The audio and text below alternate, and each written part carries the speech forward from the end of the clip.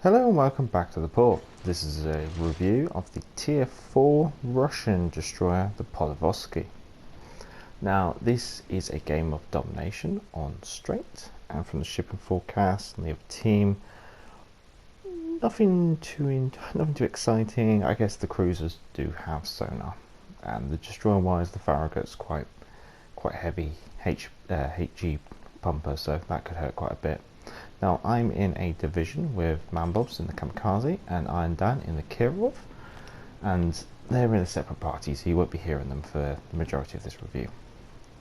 So, talking about the Podvoisky, survivability.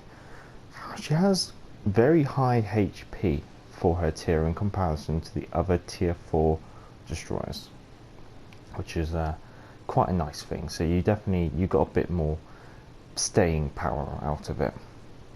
Artillery wise, we have the largest caliber guns at this tier, with the highest damage per shot. However, looking at it, we have pretty average DPM. Basically that's due to our slow rate of fire. Furthermore, we also have quite slow traversing turrets. It's one of the downsides that we get with these. Now, into the torpedoes. You'll probably be quite used to this by now, but again, we've got very short range, fast torpedoes. The reload for them seems pretty average for in comparison to the majority of the triple launchers that we do get this tier. But like we're saying, they're pretty fast. I think we're second best damage as well in comparison to the other destroyers at the tier. I think we're only beaten by the Japanese. Maneuverability, we are the fastest at this tier, which is very nice. It allows us to nip in and nip out of engagements quite nicely. However, we have the slowest rudder turning speed, and we also have the largest turning circle. So although we're fast in a straight line, our actual maneuverability is pretty low. Concealment wise, we've got the worst concealment for the tier. It's not really a great thing. So you're healthy, you got reasonable guns, reasonable torpedoes but very short ranged, and then you've also got very bad concealment. So you want to play at range and you want to use those guns to your advantage. Now, consumables, we have smoke.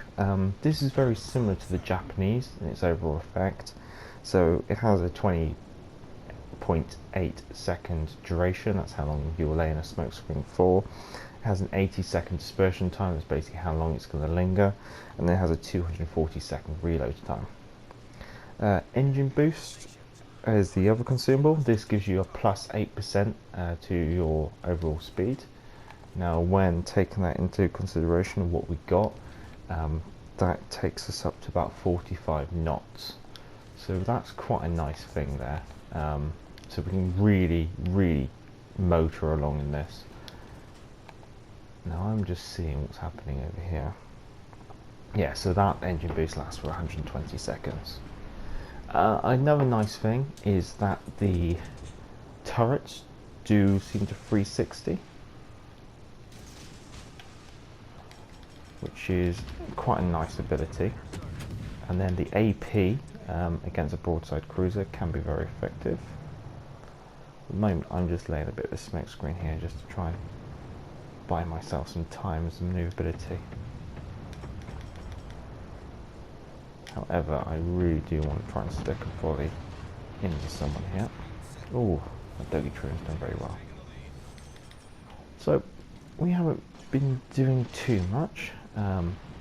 We've just been chipping in, taking the capture.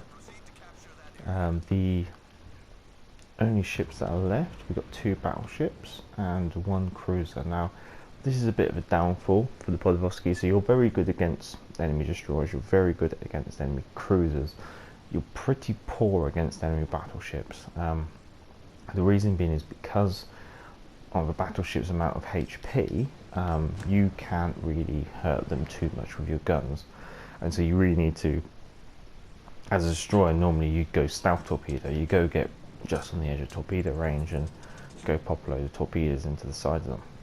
With this, we haven't actually got that ability. Because your torpedo range is only 4 kilometers, you have to get within those 4 kilometers. So against the battleship, there's only really one thing you can do, and that's almost do a blind charge at them and hope that you survive. So here we'd have 2 options: either we'd sit back and spot them, or we'd go for a charge. So we're going to have a go at the charge and see what happens. So we've got the engine boost, and we're closing in at 45.4 knots. Or 45.6. That's because of the booster that I've got on it. And then while we're going, we're just going to keep popping off with 2 guns and just see if we can set a fire. Now, Man Bob's in his kamikaze. He's off to my right flank, so he's probably going to be trying for the stealth torpedo. And then Iron Dan the Kirov, he's just got caught out by their battleship there. So this is a little bit of a precarious situation, but we'll get there. We're 3 kilometers away, so we've managed to close in. There's the kamikaze's torpedoes coming in, so that's a nice little reassurance. Because obviously this battleship's only going to want to keep running away. Now I just got to hope that I can survive the volley. Let's see if this helps. Yep, that helps. Thank you very much. Now, we've only got 1 battleship left. So I think I'll let Man Bobs go finish him off. I might give a bit of gun support over his shoulder. Put that fire out. Anyway, mods wise, might as well chuck that in. I've gone for the aiming system. That's pretty basic trait that we usually go for. If you've got torpedoes and main guns, it's what you usually go for. The other option is to improve your traverse speed at a reduced rate of fire. But as we've mentioned, because of the slow rate of fire, we don't have quite an average. We have a very average DPM, and therefore reducing our rate of fire is going to reduce our DPM and probably put us among the lows. Talking about DPM, I think it's just the Farragut and the A-Caster which actually beats us, where we beat the T-22 and the Matsuki. So you see Man Bobs has just popped the smoke screen there, and we're just getting the capture. So we should be able to churn out more points than they can at the moment. I'm not really expecting many points. I suspect Man Bobs is going to really trump on this game. There we go, we can finally chuck out some shells. We should be looking at about 1,700 damage per shell at HE. Well, that was a bit of a slow game, we have to admit. I'm not really expecting to come high on the table. Yeah, about mid-table, that seems about fair for the kind of input I did there during that review. Made a pretty penny anyway overall. So yeah, that's just a game in the Podvoisky. The tier 4, because she's a tier 4, she seems to be alright. That kind of guns only ability and that fast manoeuvring, but most of the times I feel like sometimes you just end up being a spotter, and you can only really rush a battleship when you've got lots of health. Anyway, I'm the Galloping Major, thank you for watching, and back to the port.